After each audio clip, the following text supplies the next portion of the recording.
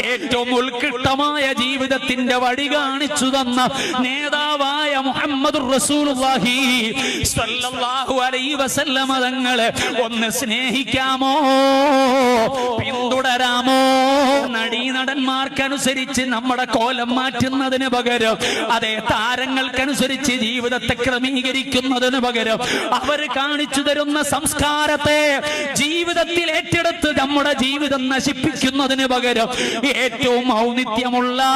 ഏറ്റവും ശ്രേഷ്ഠമായ, ഏതു കാലഘട്ടത്തിലും ഉറക്കെ വിളിച്ചു പറയാവുന്ന,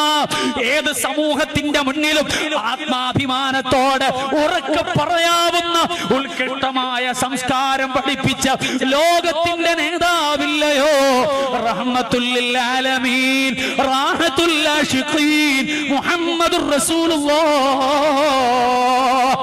സ്വല്ലല്ലാഹു അലൈഹി വസല്ലമ തങ്ങളെ